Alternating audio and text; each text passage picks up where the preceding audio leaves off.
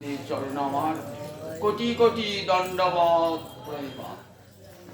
এতক্ষণ আপনারা দোলা গঙ্গোপাধ্যায়ের মুখে শুনলেন ভক্তিযোগের কথা।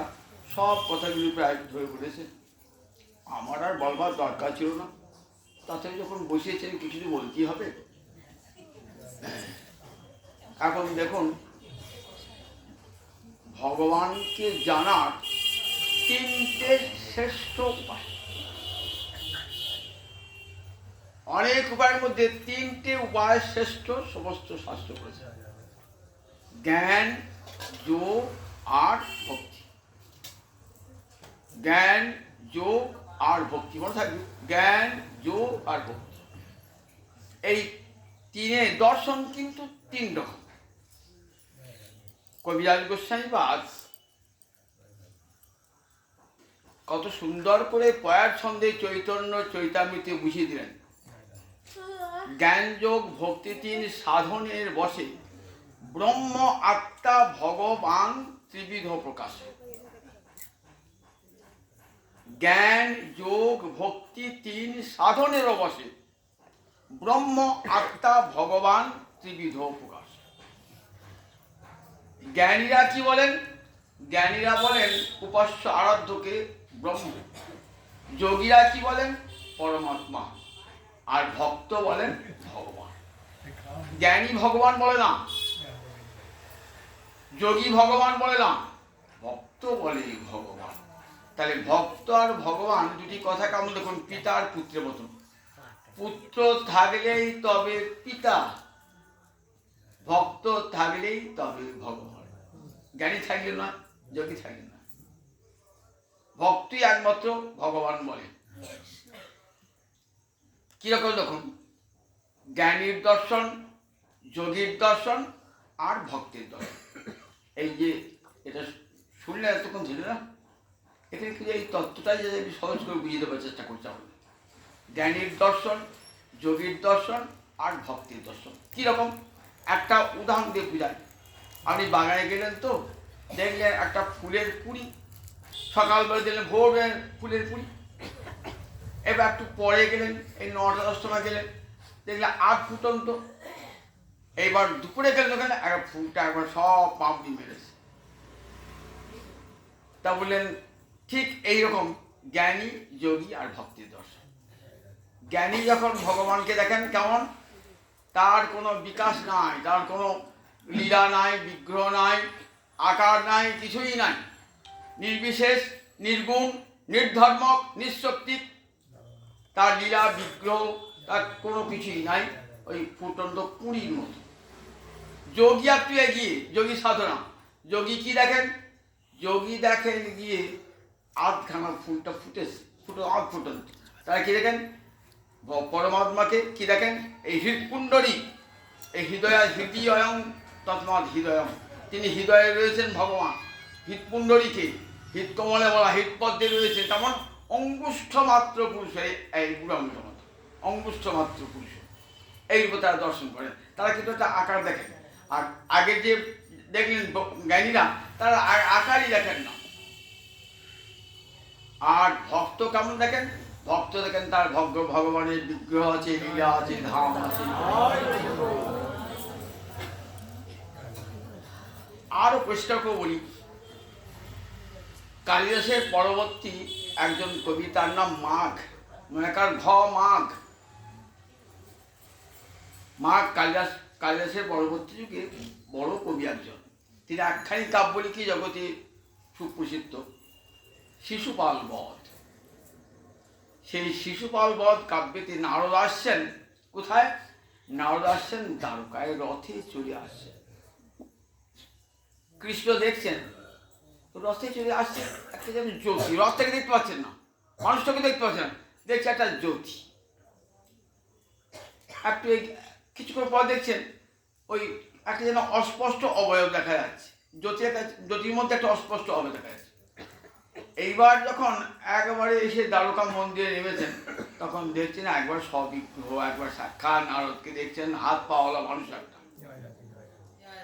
জ্ঞানী, যোগী আর ভক্তের তিন রকমের দর্শন। ঠিক আছে, জ্ঞানী কি বলে? জ্যোতি মাত্র, নির্বিশেষ, তার কোনো আকার নাই, তার নির্গুণ নির্বিশেষ নিরাকার, তিনি জগৎময় ব্যাপ্ত হয়ে রয়েছেন। নেতি নেতি নেতি করে তারা ব্রহ্মকে অনুসন্ধান করছে। এই ব্রহ্ম নয়, এটা ব্রহ্ম নয়, এটা ব্রহ্ম নয়, এটা ব্রহ্ম নয়, এটা ব্রহ্ম নয় করে যেটা শেষকালে থাকলো সেইটাই হলো ব্রহ্ম। কীরকম ঠাকুর রামকৃষ্ণ একটা সুন্দর উদাহরণ বুঝিয়েছে। কীরকম? বালিকার প্রতিদর্শন। ছোটবেলায় বিয়ে হয়েছে, তখন তিনি গৌরীদান ছিল, তো 7-8 বছরে বিয়ে হয়েছে, তখন খেলার মেয়ে, সে আর স্বামী কি বুঝবে। তারপর মেয়ে আস্তে আস্তে বড় হয়েছে, ছোটবেলাতে বিয়ে হয়েছে, কোনদিন বিয়ে হয়েছে, স্বামীকে দেখেছে এই মাত্র, দু একবার দেখেছে, চিনেছে। এবার পুজোর সময় স্বামী এসেছে, তো বৈঠকখানা বসে গল্প করছে, বান্ধবীরা সব বলছে, এই তোর বর কোনটা? অনেকগুলো ছেলে বসে আছে, তো আমি তো ওইটে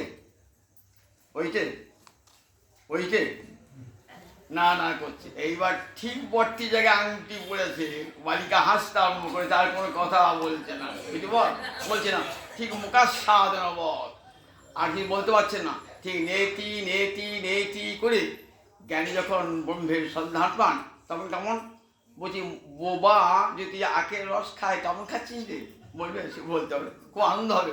ঠিক তেমনি জ্ঞানীর ব্রহ্মানন্দে অনুভূতি হয়, কিন্তু বলতে পারেন না ব্রহ্ম কেমন, বলতে পারেন না, মুখার সাধন পথ। এইটা হচ্ছে ব্রহ্মজ্ঞানীর ব্রহ্ম ভাবনা। দেখেন, জগৎময় সে ব্রহ্ম রয়েছেন, সর্বং খল্লিদং ব্রহ্ম, জগতের প্রতি তরুলতায় তারা ব্রহ্মকে দর্শন করেন, কিন্তু ব্রহ্মের কোনো আকার বিগ্রহ লীলা তারা স্বীকার করেন না, দর্শন ভগবানের অবতারও তারা স্বীকার করেন না। জ্ঞানীরা তারা বলেন ব্রহ্ম মানে বৃহত্তাৎ বৃংহণত্তাৎ ব্রহ্ম, তার মতন বড় জগতে কেউ নাই, আবার তার ধ্যান করলে পারে মানুষ বৃহৎ হয়। বৃহত্তাৎ বৃংহণত্তাৎ, যে নিজে বড় এবং অপরকে বড় করতে পারে, তাকেই বলে ব্রহ্ম। ভগবানের একটা নাম হলো ব্রহ্ম। জ্ঞানীরা ভগবানের এই ব্রহ্ম জ্যোতি দর্শন করে, জ্ঞানীরা ভগবানের ব্রহ্ম জ্যোতি দর্শন করে। যোগীরা আর এক ধাপ এগিয়ে, তারা কি দেখেন? তারা দেখেন অঙ্গুষ্ঠমাত্র পুরুষ হৃৎকমলে রয়েছে, হৃৎকমলে অঙ্গুষ্ঠমাত্র, তারা কি বলেন? পরমাত্মা বলেন। পরমাত্মার কোনো বিগ্রহ লীলা কিছুই নাই, তারা তিনি হৃদয়ের সাক্ষী রূপে পরমাত্মার রূপ রয়েছে, সাক্ষী রূপে।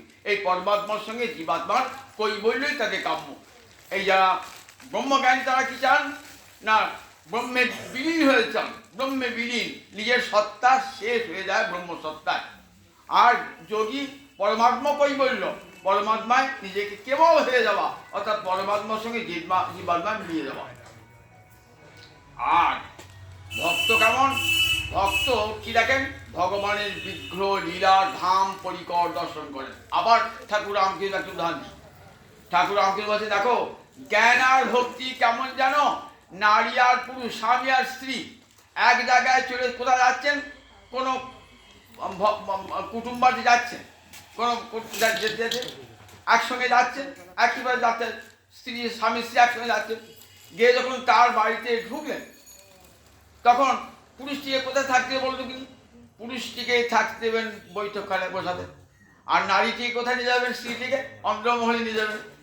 তাহলে এইবার পুরুষটি বাড়ির ভিতরে কিছু দেখছিল না তো, বাড়িতে কটা লোক আছে, কটা ঘর আছে, কে কে স্বামী আছে না স্ত্রী আছে না পুত্র আছে, কিছু দেখছিল না।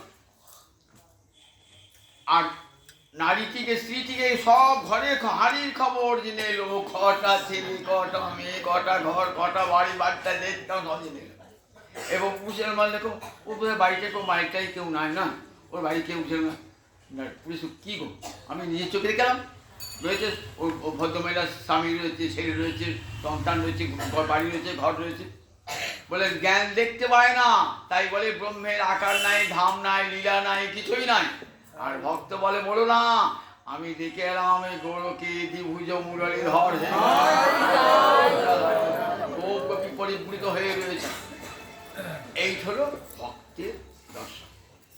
ভক্তের দর্শন জ্ঞান যোগ আর ভক্তি তিনি সাধন। এখানে একটা অর্জুন প্রশ্ন তুলেছেন যে প্রভু তোমার তো একটা ব্যক্ত রূপ আর একটা অব্যক্ত রূপ, অর্থাৎ একটা নিরাকার রূপ আর একটা সাকার রূপ, তা কোন রূপে উপাসনা করলে তোমাকে পাওয়া যাবে আর কোনটা তার মধ্যে শ্রেষ্ঠ? ভগবান একবার প্রথমেই উত্তরটা দিয়ে দিলেন। কি বললেন? বললেন দেখো আমাকে পাওয়া যাবে দুই রূপে উপাসনা পাওয়া যায় বটে, কিন্তু তাদের মধ্যে যারা আমার সাকার বিগ্রহে সগুণ বিগ্রহে উপাসনা করে তারা যুক্ততম, তারা তারা তার যোগী শ্রেষ্ঠ তারা যারা আমাকে সগুণ সবিগ্রহ রূপে যারা দর্শন করে। ভগবানের বিগ্রহ বলে দেখো নিরাকার রূপে ভগবানকে চিন্তা করা এই দেহধারী ব্যক্তির, আকারবান ব্যক্তির পক্ষে খুব দুঃসাধ্য, খুব ক্লেশকর। আমি তো নিজের দেহধারী, নাম রূপ ছাড়া তো কিছুই জানি না, শুধু আমি নিরাকার মূর্তি ধ্যান করব কেমন করে?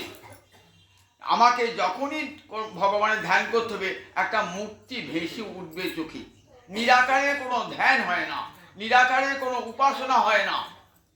তাই বলেন দেখো অনেকে করেন তারা নিরাকারী উপাসনা, বলেন তাতেও আমাকে পাওয়া যায়, তারা জগৎময় তারা আমাকে দর্শন করে। তার তে প্রাপ্নুবন্তি মামেব সর্বভূতে হিতেরতা, সকল জীবে ভগবান আছেন এই জ্ঞানে, সকল ব্রহ্ম আছেন এই জ্ঞানে, সকল জীবকে তারা ভালোবাসেন, সর্বভূতির মঙ্গল সাধন করেন।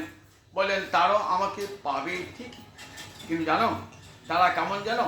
তারা নিজ আত্মশক্তিতে বিশ্বাসী। তারা ভাবে আমরা নিজেরাই নিজের উদ্ধার করব, আমরা নিজেরাই যে কারণ সাহায্য আমাদের প্রয়োজন নাই, আমরা নিজের সাধনার দ্বারা ব্রহ্মত্ব লাভ করব। ব্রহ্মবিদ ব্রহ্মৈব ভবতি, ব্রহ্ম সাধন করতে সে নিজেই ব্রহ্ম হয়ে যায়। আর ভক্ত কি বলে? ভক্ত বলে আমার সাধন নাই প্রভু, আমার ভজন নাই প্রভু, আমি রইলাম তোমার চরণ তলে। যখন এমডি করে পড়ে একটা ছেলে বিশ্বময় ঘুরে বেড়াচ্ছে সর্বভূত হিতরতা, আর একটা ছেলে মায়ের করে বসে আছে, মা আমি কিছুই জানি না বলি। তখন মা কি বলেন? তার সব ভার মা নেন, সব ভার, যে ছেলেটা আমার কিছুই পারবে না তাকে সব ভারটি নেন। কারণ তাই বলে তেষাম অহং সমুদ্ধর্তা মৃত্যু সংসার ও সাগরা, এই যে মৃত্যুময় সংসার সাগর তাকে উদ্ধার করবার ভার আমি গ্রহণ করি। তাহলে কি বোঝালেন জগতে? যে দেখো ওই ব্রহ্মজ্ঞানী আর ভক্ত এই দুইয়ের মধ্যে কে বড়? বললেন ব্রহ্মজ্ঞানীও বড়, ভক্তও বড় বটে, কিন্তু ব্রহ্মজ্ঞানীর সাধন বড় ক্লেশকর, কটিতে গুটি সাধন করতে করতে তার ব্যর্থ হয়ে যায়, অধিকাংশ ক্ষেত্রে তারা ব্যর্থ হয়ে যায়, মানে তার নিষ্ফল, তার উপাসনাটা নিষ্ফল হয়ে যায়। কিন্তু কৃষ্ণ ভক্তির উপাসনা সে শরণাগত গোবিন্দ চরণে দেহ মন প্রাণ মান মদিয়ং অহমে দদে দিয়েছিল ভগবানকে। আমি জানি না প্রভু, আমি উদ্ধার হবার পর আমি সাধন জানি না, ভজন জানি না, তুমি কৃপা করি আমাকে সংসার সাগর থেকে তুলে নাও। এমনি করে ভগবানের চরণে যে নিজেকে সঁপে দিয়েছেন, গোবিন্দ বলছেন তার সব ভাবনাটা আমি গ্রহণ করি এবং তাকে উদ্ধার ভারটা আমার। যে ছেলেটা হাঁটতে পারে বাবা তাকে করে নেয় কি? নেয় না। আর যে ছেলেটা হাঁটতে পারছে না বাবা তাকে করিয়ে চলছে। বললেন জ্ঞানী তো হাঁটতে শিখেছে, হাঁটবে, নিজের চেষ্টা যাবে, আর ছোট ছেলেটিকে মা বাবা কোলে করে নিয়ে যাচ্ছে। বলেন ভক্তকে ভগবান কোলে করে নিয়ে যান, কোলে করে যান। যাবে এক জায়গাতে, বড় ছেলে যাবে ছোট ছেলে যাবে, কিন্তু বড় ছেলেটা হাঁটতে শিখেছে তো বড় ছেলেটা, কিন্তু ছোট ছেলেকে বাবা নিয়ে যাচ্ছে তো শক্ত পক্ষে, বড় ছেলেটা মাঝ পথে পড়ে যেতে পারে, কিন্তু ছোট ছেলেটি কিছুতেই পড়বে না, কারণ বাবা তাকেই ধরে আছে। ভক্ত ঠিক এরকম। তাই ভক্ত ভগবানের ধাম লীলা বিগ্রহ সব দর্শন করেন ভগবান। এই দুটো উপাসনার মধ্যে বলেন ব্যক্ত রূপের উপাসনায় সর্বশ্রেষ্ঠ উপাসনা। এই ব্যক্ত রূপে যারা উপাসনা করে তাদের কি কি গুণ, তাকে বলা হয় ভক্ত বলা হয়। কেন ভক্ত বলা হয়? ভক্তি যার অন্তরে আছে তাকেই তো ভক্ত বলা হয়। তাহলে জ্ঞানী ভক্ত না, বলেন জ্ঞানীর ভক্তি থাকে না, জ্ঞান সাধন তো। জ্ঞান আর ভক্তির মধ্যে একটা বিরোধ আছে, আবার মিল আছে। বললেন দেখো জ্ঞানী যেহেতু ভগবান থেকে পৃথক বলে ভাবে না তো, জ্ঞানী জ্ঞান সাধু করতে কী বলে, ব্রহ্মবিদ ব্রহ্মহিত ভগবতী, আমি তো ব্রহ্ম হয়ে গেলাম, ভক্তি করবো কাকে? আমি তো ব্রহ্ম, জীবই তো ব্রহ্ম। সুতরাং জীব যখন ব্রহ্ম, সে আর কাকে ভজন করবে? জীবে তার ভজন করবার কেউ নাই। আর ভক্ত বলে না, আমি ব্রহ্মাংশ, আমি ব্রহ্ম নয়, আমি ব্রহ্মের অংশ, আমি কৃষ্ণের দাস। এইটি ব্রহ্মজ্ঞানীর সঙ্গে কৃষ্ণ ভক্তের পার্থক্য। ব্রহ্মজ্ঞানী বলেন আমি ব্রহ্ম, অহং ব্রহ্ম, অহং ব্রহ্মাস্মি, আমি তো ব্রহ্ম, সাধন করে উঠে যান।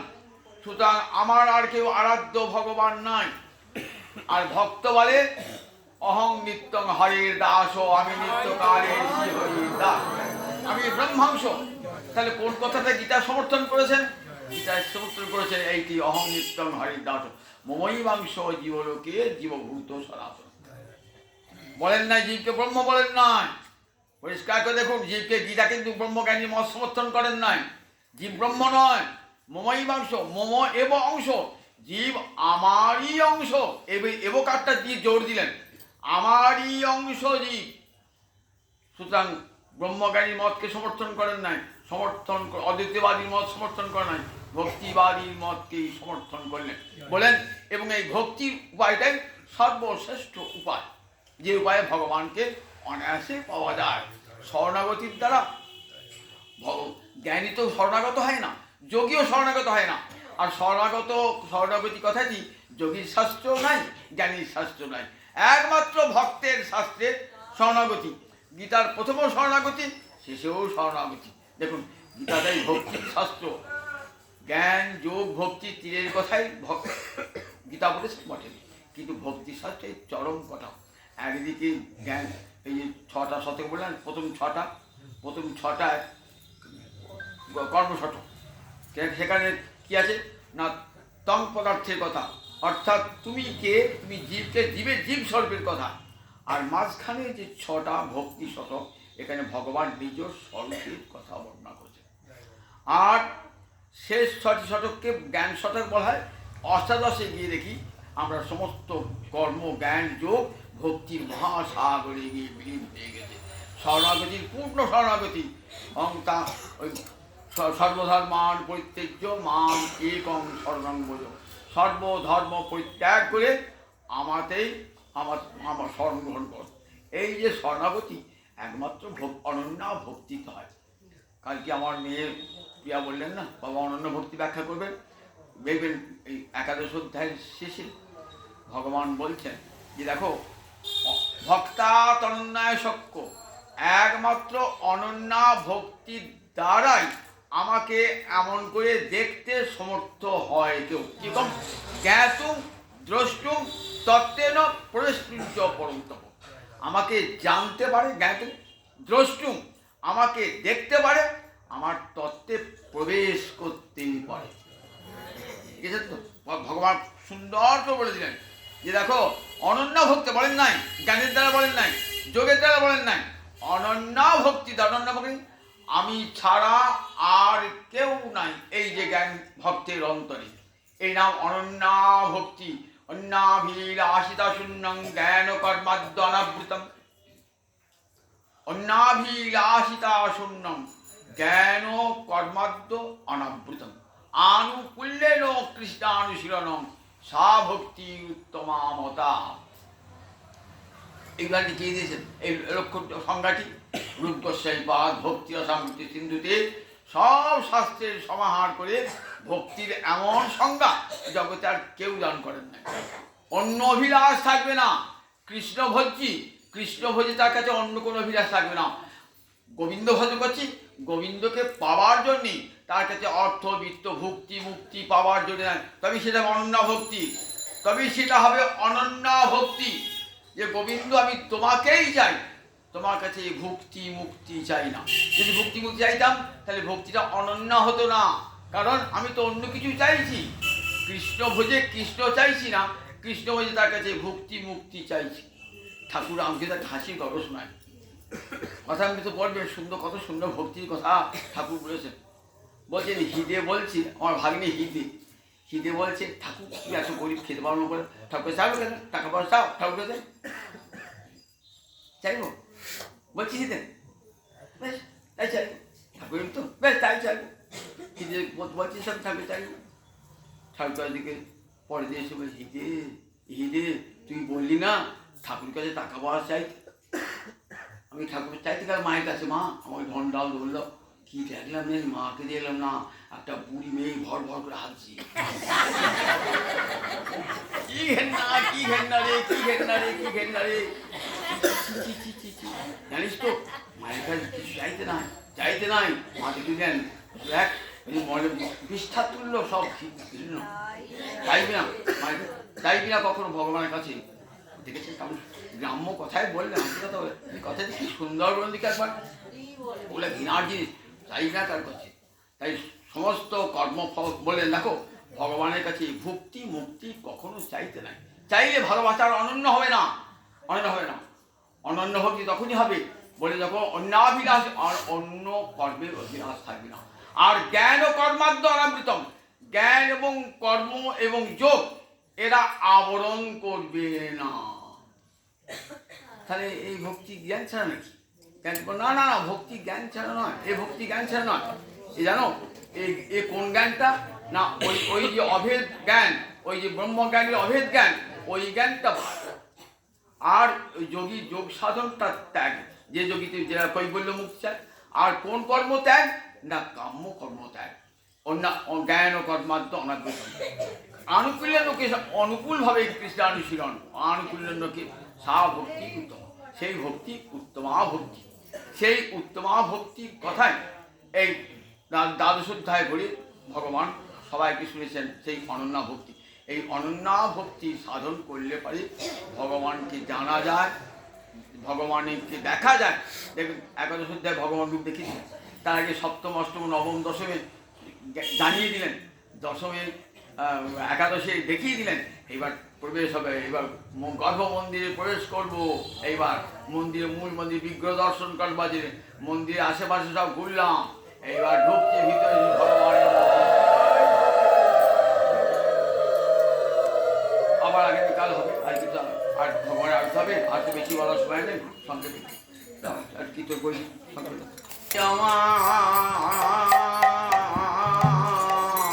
কানুষে বিনোদরা